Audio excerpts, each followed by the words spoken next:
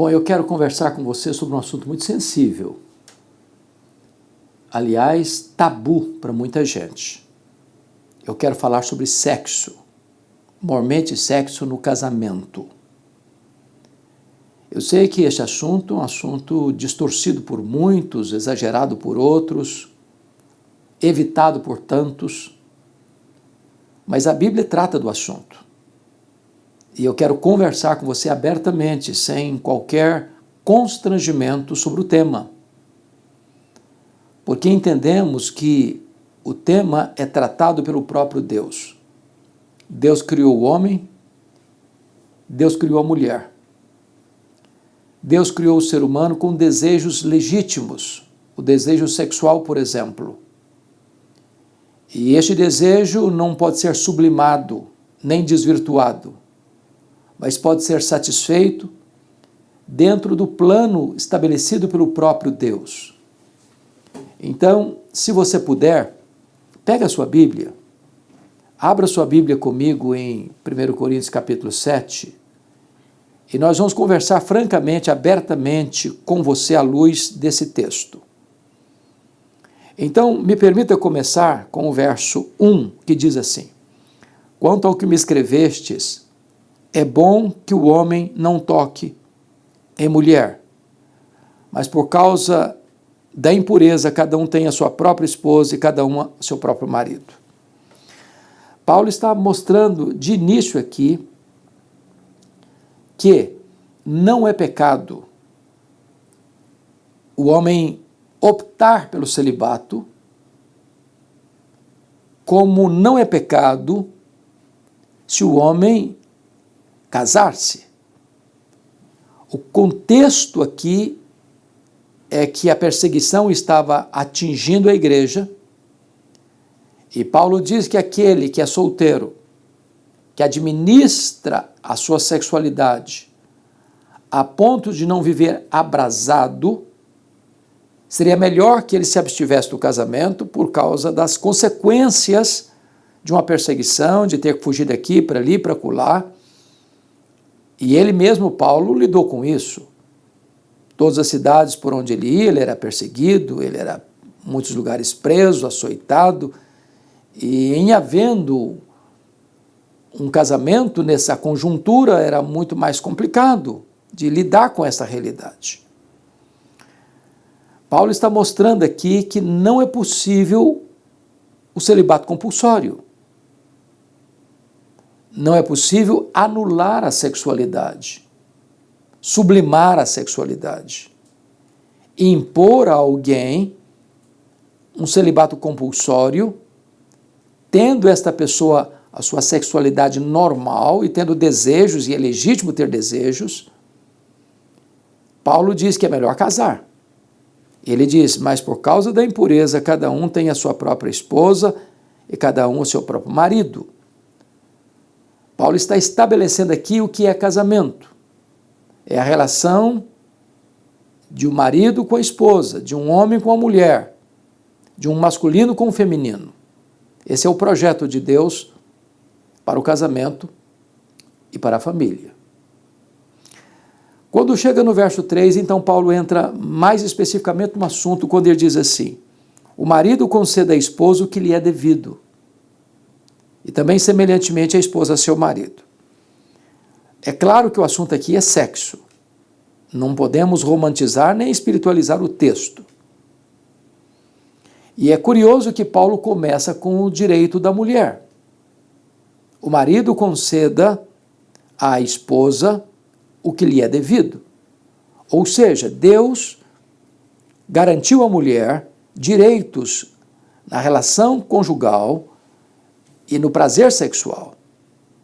Cabe ao marido satisfazer a sua mulher. Mas por que esta ordem primeiro? E aqui é um ponto muito importante. Eu acho que você sabe que a sexualidade para o homem é uma coisa e a sexualidade para a mulher é outra coisa. O sexo para o homem é ato, o sexo para a mulher é afeto. A Marabel Morgan escreveu o livro A Mulher Total, e é um livro que toda mulher deveria ler, todo homem também. Ela diz que o sexo começa no café da manhã. Se o marido é rude com a sua mulher, em palavras, em gestos, no começo do dia, à noite vai ter pedra no colchão. O homem não precisa de prelúdio, o homem não precisa de preparo. Ele pode acabar de ter uma discussão enorme e 5 minutos depois ele pode ter uma boa relação sexual. Ele não precisa de aquecimento, porque ele pode ter uma ereção com 10 segundos e estar pronto para uma relação sexual.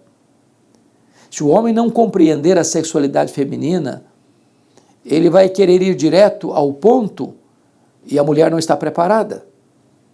Então o homem precisa conhecer a sexualidade feminina para poder atender à necessidade da sua mulher, aos direitos que a sua mulher tem garantidas pelo próprio Deus. Então o marido conceda à esposa o que lhe é devido. Semelhantemente a esposa a seu marido. Ou seja, o papel do marido é satisfazer a sua mulher, o papel da mulher é satisfazer o seu marido. A sexualidade é uma bênção, é um privilégio.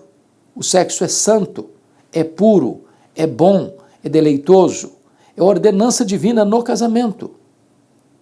A mesma Bíblia que proíbe o sexo fora e antes do casamento, ordena-o na relação conjugal de marido e mulher. Ou seja, o papel do marido não é satisfazer a si mesmo.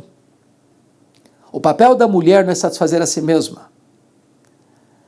A relação sexual tem o propósito de satisfazer o cônjuge, não a si mesmo.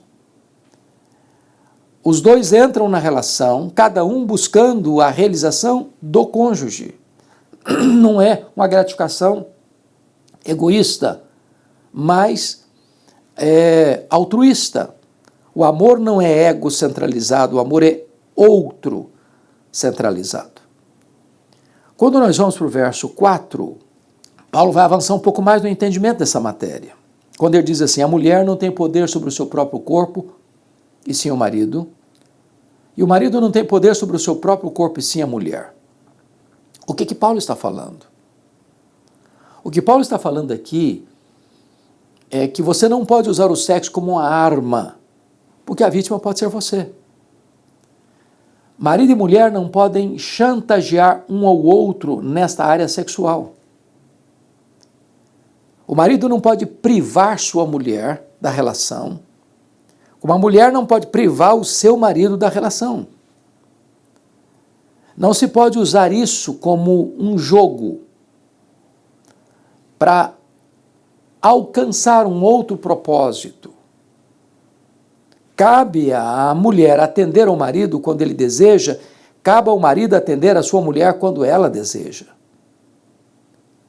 A pergunta, portanto, é: quando é que marido e mulher devam ter uma relação de intimidade? Resposta: quando um dos dois acena que deseja a relação. E nem é preciso fazer um longo discurso. Basta um olhar e todos sabem o que está acontecendo. A chantagem sexual é um grande risco no casamento. É um grande perigo no casamento. Porque há muitas desculpas que vão se ajuntando para sonegar um ao outro esse direito e esse privilégio. É até motivo hoje de brincadeiras e até de piadas jocosas, a questão das desculpas. O cansaço de um, a enxaqueca do outro. E eu achei muito curioso que um colega meu, brincando nessa área, disse que comprou uma cartela de cibalena, gente, cibalena só para gente que mais de 50 anos que vai saber o que é, tá? Esse remédio acho que não tem mais na praça, não. E botou uma jarra d'água na cabeceira da cama, porque no caso, porventura, de surgir enxaqueca, já estava o remédio ali. É brincadeira. Mas as desculpas, às vezes, são esfarrapadas mesmo, para sonegar ao cônjuge o que ele tem direito. Né? Me permita dizer isso a você. Eu li uma tese de doutorado, uma tese séria, onde o autor tratou da questão do ato sexual, o ato conjugal. E ele disse nessa tese que o melhor exercício físico que estimula todos os músculos do corpo é uma boa relação sexual. corresponde a uma caminhada de mais de 2 quilômetros. E aí, brincando com você, se você fizer o dever de casa, você vai economizar na academia. Em vez de você ficar dando voltas no quarteirão, faça o dever de casa e você terá o seu corpo bem preparado para as atividades do seu dia. O marido conceda à mulher o que lhe é devido. Semelhantemente, o marido à sua mulher. Então, na sexualidade, conforme Deus ensina na sua palavra, é a mutualidade de direitos. Não tem espaço para o egoísmo. Sim, há todo espaço para o altruísmo na relação sexual. Mas o verso 5 é mais claro ainda, quando Paulo diz assim: não vos priveis um ao outro. Veja você que a Bíblia proíbe, condena o sexo antes do casamento. É fornicação. E quem entra por esse caminho está debaixo da ira de Deus. É só você consultar lá 1 Tessalonicenses capítulo 4, versos de 1 a 8. Nessa sociedade que acha que namorar é ir para a cama, nessa sociedade permissiva que um jovem, uma moça e um rapaz ir para o casamento virgens é motivo de chacota, nessa sociedade que não tem mais regras e nem princípios, arrancaram-se todos os marcos, é preciso voltar e dizer que sexo é legítimo dentro das balizas do casamento e não antes dele. Mas também o sexo é proibido fora do casamento. A Bíblia chama isso de adultério, e está lá em Provérbios 6,32, que só aqueles que querem se destruir cometem esta loucura. Então o sexo é como as águas de um rio. Dentro do leito ele leva vida, leva prosperidade, leva fartura. Mas se o rio transborda para fora do leito, ele provoca acidentes, desastres, inundações, arrastando casas, matando pessoas, trazendo grandes prejuízos e tragédias.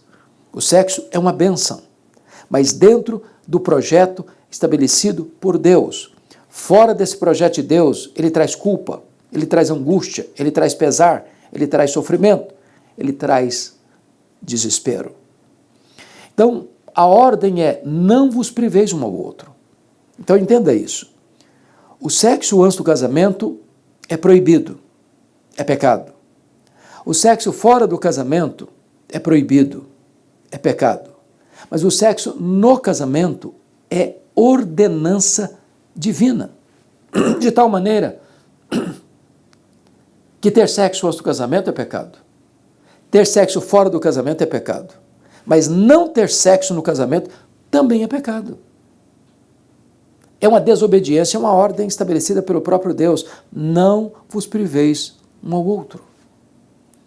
Aí Paulo abre uma cláusula de exceção, salvo, talvez, por mútuo consentimento, para vos dedicardes à oração e novamente vos ajuntardes, para que Satanás não vos tente por causa da incontinência. Então vamos entender aqui.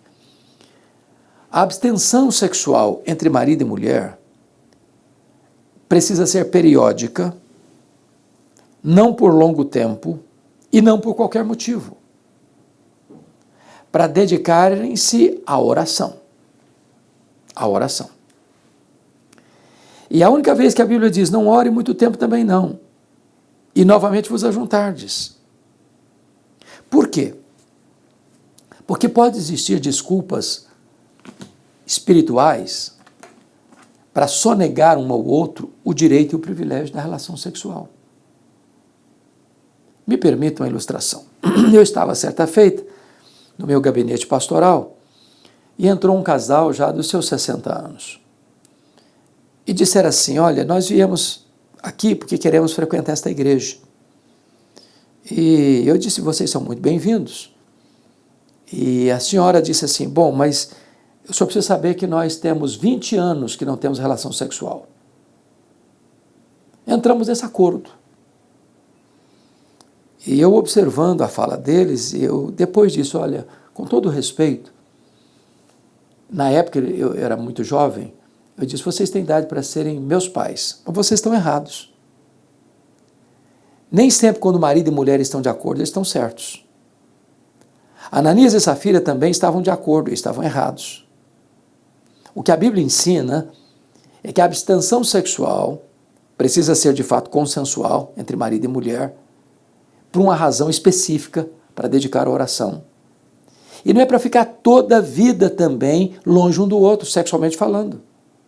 E novamente vos ajuntardes. Então preste bem atenção nisso. O apóstolo Paulo, quando ele trata da matéria, coloca uma palavra aí que é a chave hermenêutica do texto. Ele diz assim, não vos priveis um ao outro, salvo, talvez, por mútuo consentimento. Por que que coloca o talvez? Por quê? Já que ele é inspirado pelo Espírito Santo. Por que que coloca o talvez? Então, me permita aqui. Eu vou tirar o talvez do texto para ver como é que fica. Eu vou ler sem o talvez. Não vos priveis um ao outro, salvo por mútuo consentimento. Ou seja, se você tira o talvez, se os dois estão de acordo, está tudo bem. Está tudo bem. Não se questiona isso. Mas Paulo, cuidadosamente, inspirado pelo Espírito Santo de Deus, coloca o talvez, salvo talvez, para que nenhum nem outro caia neste enredo, neste engano, neste laço, nessa armadilha de privar o cônjuge do direito que ele tem. O marido conceda à mulher o que lhe é devido, semelhantemente a mulher conceda ao marido o que lhe é devido. É direito, garantido pelo próprio Deus. Diríamos nós hoje, é cláusula pétrea. Não se pode mexer. Então você quer orar, você quer dedicar a oração, você tem todo o direito, mas isso de acordo um com o outro, conversando um com o outro. Mas novamente ajuntar. Por quê? Para que Satanás não tente por causa da incontinência. Satanás está olhando esse cenário todo. E ele é tentador. E se o marido não tem o que ele tem direito, se a mulher não tem o que ela tem direito, se um está privando ao outro da relação sexual, Satanás entra na jogada. E bota uma pessoa na linha. Sedutora, sedutor. E aí a relação vai enfrentar um grande esbarro de uma traição, de uma relação fora do casamento, que vai ser um desgosto, vai ser um pesar, vai ser uma culpa, vai ser uma tristeza, vai ser uma tragédia. Deus é sábio, Deus criou a gente, Deus nos conhece, Deus sabe dos perigos que se corre. E a Bíblia está orientando como é que marido e mulher devam se comportar e agirem dentro desta matéria, com este assunto. E novamente vos ajuntares, para que Satanás não vos tente por causa da incontinência. Eu tenho aconselhado e tenho recebido tantas pessoas, e recebo cartas, e-mails, WhatsApps constantemente, de reclamações nessa área. Quando a esposa esfriou com o marido, e ele procura e ela diz, não, eu estou cansada, estou com dor de cabeça, não quero agora, não estou com vontade. E vice-versa, a mulher procura o marido e ele dá desculpa. E ele dá desculpa, e ele dá desculpa. E o que vai acontecer? O diabo Satanás bota uma pessoa na linha. E aí a consequência vai ser trágica. E aí o casal vai sofrer. Então, preste atenção nisso. Deus criou o homem, Deus criou a mulher, Deus instituiu o casamento. Deus mostra que esta relação precisa ser pura e ser santa. Por exemplo, lá em Hebreus 13:4 está escrito assim, digno de honra entre todos é o matrimônio e o leito sem mácula. O casamento é digno de honra. Na nossa sociedade que está confundindo as coisas, bagunçando as coisas, botando as coisas pelo avesso de ponta cabeça, O casamento é uma instituição divina entre um homem e uma mulher. Está lá em Gênesis 2:24. Por isso deixa o homem seu pai e sua mãe, se une à sua mulher, tornando-se os dois uma só carne. Então é digno de honra. Até Jesus voltar, vai ter casamento, porque é uma instituição divina e o homem não pode destruir o que Deus faz. Mas está escrito, digno de honra entre todos é o matrimônio e o leito sem mácula. A palavra leito, na língua portuguesa, é cama. É um sinônimo de cama, leito. Mas a palavra no grego não é cama. A palavra no grego lá é koité, é coito, é relação sexual. Até porque no mundo da mobilidade de hoje, você hoje está dormindo nessa cama, amanhã naquela outra cama, no outro dia na outra cama, você já se hospedou em tantos lugares, em tantas casas, em tantos hotéis, e você não tem a garantia de que aquele leito ali é um leito puro, sem mácula. Você não sabe se a noite passada foi um devasso que dormiu naquela cama. Então, claro que o autor aos Hebreus não está falando da cama, está falando da relação sexual, que precisa ser pura. E aqui tem um ponto muito importante. Com o advento da internet, das mídias sociais, no toque de um dedo você pode acessar um site pornográfico. E a estatística prova, tristemente, que 60% dos homens, num momento ou no outro, tiveram algum envolvimento com pornografia. Que 43% das mulheres, num momento ou no outro, tiveram algum envolvimento com pornografia. E pornografia é um vício que destrói a mente, que destrói a alma, que adoece a sexualidade. Porque a pessoa começa a encharcar a mente dela de tantas cenas de impureza, de maluquice nessa área, que daqui a pouco ela vira dependente. É como uma dose de cocaína, a dose de ontem não serve para hoje mais. E a pessoa vai vivendo essa fantasia sexual e vai se corrompendo e se enlameando com essa impureza sexual. E pior, se ela é casada, ela vai querer importar essas práticas nefastas para dentro do leito conjugal. E a Bíblia diz que digno de honra de todos é o matrimônio e o leito sem mácula. Em outras palavras, você não precisa de nenhuma película pornográfica para estimular a sexualidade. O seu corpo é todo ele sensível à sexualidade. Vocês não precisam de nenhuma cena externa ao leito conjugal para terem uma boa relação íntima. Aliás, está provado estatisticamente que os casais que têm uma vida sexual pura são os mais felizes na vida sexual. Me permita contar-lhe uma experiência. Eu estava morando nos Estados Unidos no ano 2000, 2001. Eu recebo um telefonema anônimo de uma senhora, jovem senhora, que me disse assim: Pastor Hernandes, eu estou vivendo um drama, preciso de ajuda, de socorro. Eu perguntei: o que a senhora está vivendo? Ela disse: o meu marido é viciado em pornografia. E ele está no fundo do poço, no mais alto grau de degradação. E agora, ele está me chantageando, porque quer que eu me deite com um amigo dele que frequenta a nossa casa, para ter uma relação sexual com um amigo dele, para ele assistir a cena. Isso é o fundo do poço mesmo, de depravação, de decadência moral. E ela me disse: pastor, o problema é que esse amigo é mais jovem e mais belo do que o meu marido. Já não aguento mais de tanta pressão. O que eu faço? Eu respondi para ela ao telefone: confronte o seu marido. Se ele não se arrepender e não mudar, divorcie-se do seu marido. Abandone o seu marido. Eu disse para ela: é melhor você ser uma mulher divorciada do que ser uma prostituta. Se você ceder aos caprichos e fantasias do seu marido, você vira uma prostituta. Você destrói a você mesma. 6 meses depois, eu estava pregando a 2.000 quilômetros de onde eu morava.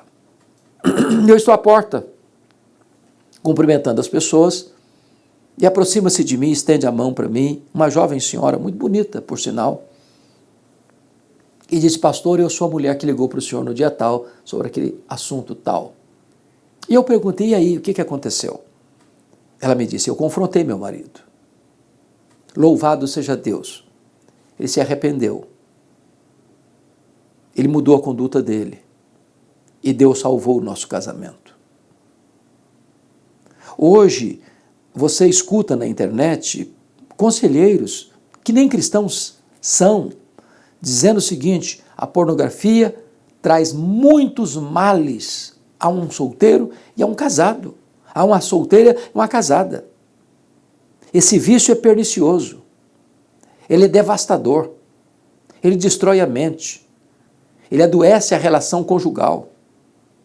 Porque tem muitas pessoas que são viciadas quando solteiras e acham que depois que casarem não vai ter mais problema, não vai ter mais, esse vício não vai mais existir. Bobagem, vai existir sim. A pessoa se torna escrava. Ela está casada e em vez de ter uma relação natural, normal, ela vai querer se abastecer desse esgoto da pornografia. Então, preste atenção nisso. Deixa eu ilustrar de novo para você compreender melhor esse assunto. E até é engraçada essa ilustração. Houve uma greve dos garis em Nova York. Uma semana sem recolher lixo. A cidade toda ficou muito suja. Um cidadão, querendo brincar um pouco com a cena de tanta sujeira na rua e na própria casa, porque não se recolhia lixo, ele resolveu pegar todo o lixo da casa dele, botar numa grande caixa, fechar a caixa, botar um papel celofane bonito, um laço vermelho bonito, colocou no porta-mala do seu carro, deixou o porta-mala aberto, numa esquina estratégica.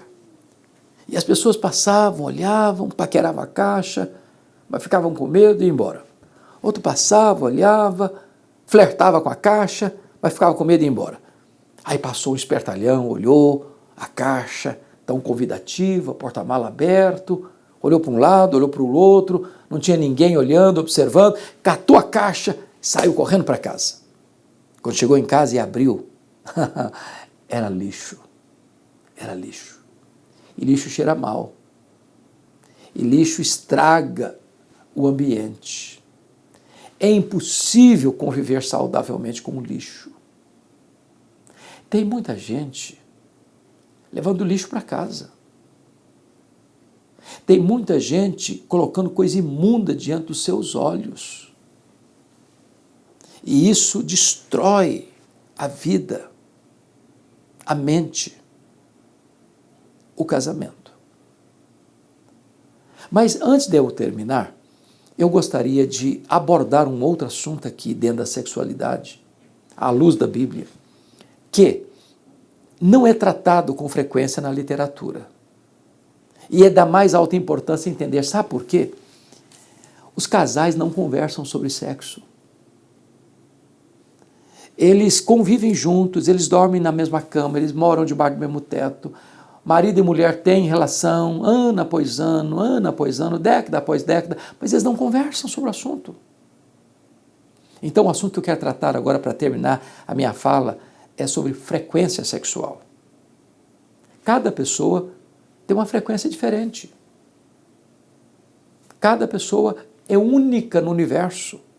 Deus criou e jogou a forma fora. Há pessoas que são hiperativas sexualmente e há outras pessoas que não são hiperativas sexualmente.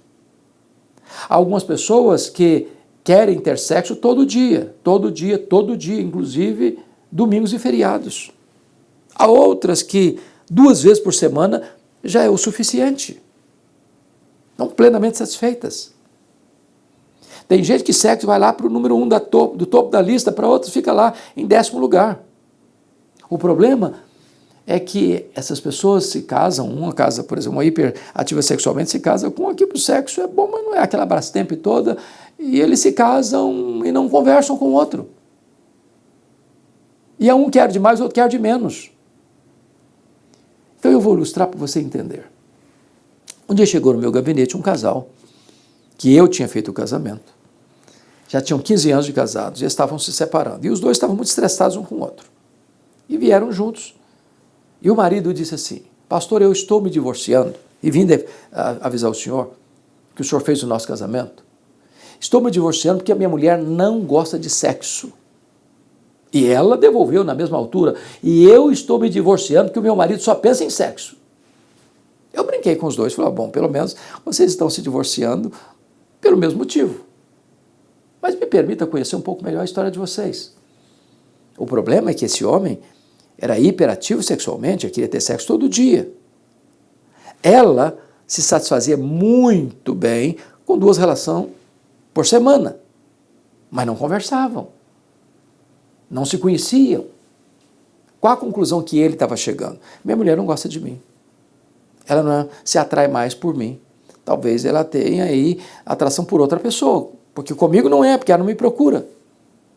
Qual era a conclusão que a mulher estava chegando? Meu marido não gosta de mim. Ele gosta do meu corpo, para satisfazer a necessidade dele. Como uma mulher disse para mim certa feita: pastor, o meu marido só gosta da casca. E os dois estavam então estressados. Então o que eu fiz? Eu fui, brincando com você, ensinar o casal a fazer conta. Fazer conta. Eu perguntei para ele assim: fulano, você então quer ter 7 vezes na semana? É isso? É isso, pastor. Resolve a minha vida. E eu perguntei: e você, filha, 2 vezes por semana é o que você quer? Tá ótimo, para mim tá, a cereja no bolo tá ótimo. Então vamos fazer o seguinte, vamos fazer uma conta aqui. 7 mais 2 dá 9. Divide por 2, dá 4,5. Vamos suspender essa média para 5 e não vamos falar mais nisso. O casal está junto até hoje. Lição: dá uma melhorada na média. Dá uma melhorada na média. O sexo é uma bênção. É puro, é santo, é deleitoso e é ordenança divina para o marido e a mulher no leito conjugal sem mácula. Em outras palavras, a sexualidade hoje tem sido motivo de muitas tensões no casamento. Há muitos casais hoje que estão se separando exatamente por causa do leito conjugal.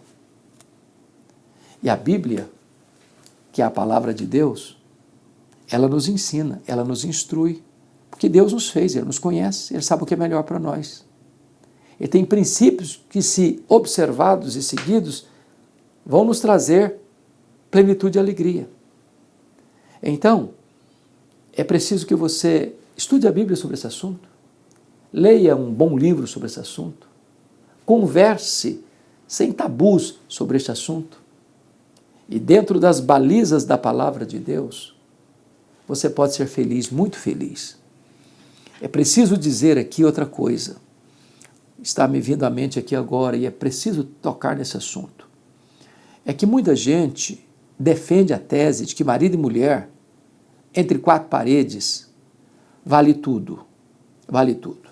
E os defensores dessa ideia são aqueles que querem defender a ideia do sexo anal, ou do sexo grupal, ou até do uso da pornografia. Isso não é verdade. Não é verdade que marido e mulher, entre 4 paredes, vale tudo. Deus nos criou com sabedoria. Cada órgão do nosso corpo tem sua função específica e definida. Cientificamente, clinicamente falando, o sexo anal é uma agressão e é uma violência. Uma violência. Você não pode usar um órgão excretor para ser um órgão de penetração. Isso é uma agressão. Isso é uma perversão. Isso é sodomia, diz a Bíblia. Então, volto ao texto para concluir de Hebreus 13:4. Digno de honra entre todos é o matrimônio e o leito sem mácula. Se nós obedecermos a Deus, nós seremos felizes, muito felizes. Eu espero que esta mensagem aqui, aberta, franca, de coração aberto para você, possa ter abençoado a sua vida, possa ter orientado a sua vida e possa servir de grande benefício para o seu casamento. Deus abençoe a você, marido. Deus abençoe a você, mulher. Deus abençoe a sua casa. Deus abençoe a sua família.